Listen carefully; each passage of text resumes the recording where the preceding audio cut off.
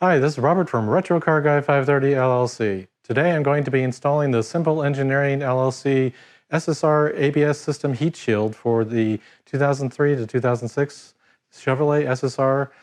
So today we're going to go ahead and install this. It's a fairly straightforward 2-bolt installation underneath the vehicle on the driver's side.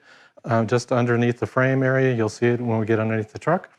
But with that, I'll show you that I'm going to be using some protective glasses because there will be some stuff underneath the vehicle that might drop down on me. So I'm going to use those, not drilling or anything, but still need it to protect my eyes. And the bolts that are going to be used on here are 10mm headed bolts and nuts. So I have a 10mm wrench and a socket for that. So with that, after the intro, and we'll get going with the installation.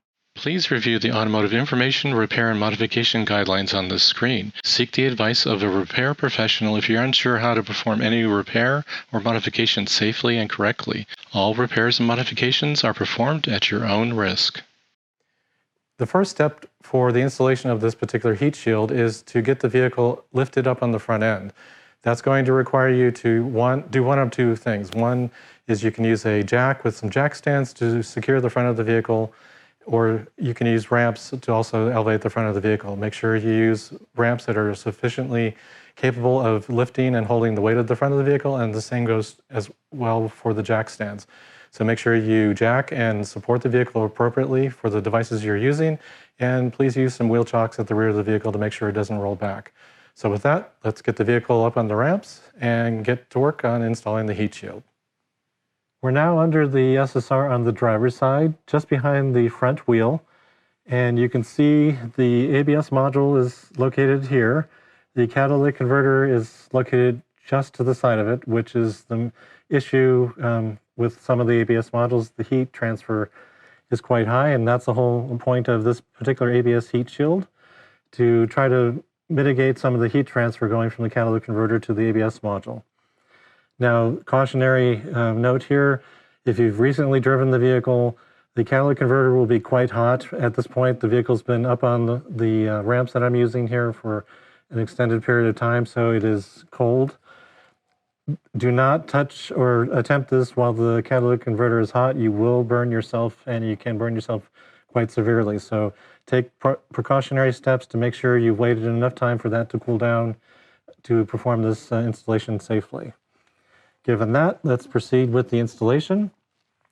So we're going to we took the hardware off, as the installation notes say. There's a bolt with a flat washer and a flat washer on the top side and a nut that go in this location. And then it will mount up to the bracket up here in this location with a smaller bolt and nut. I've taken the hardware off the heat shield, and I'm going to insert the heat shield in its installation location.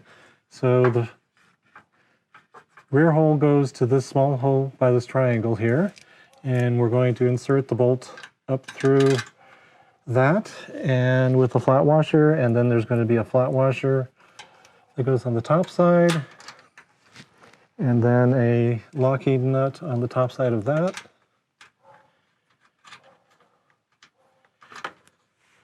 So with that in place, I'm just going to leave it loose for the moment, and then with the front part of the heat shield, I'm going to take the bolt with a washer and put it through the heat shield here and put it up on the bracket. There's a hole right here, and we're going to insert that through there.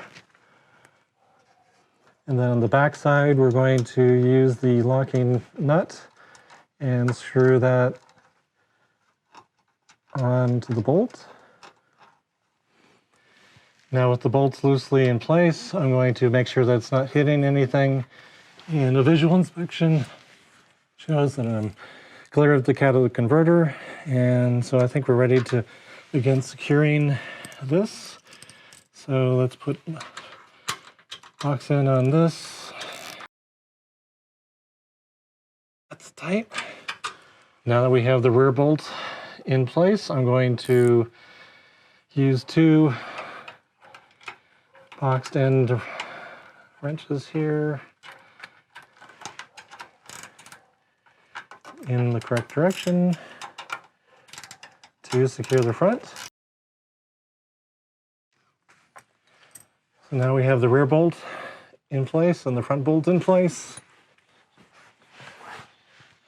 And again, I'm going to do a visual inspection here.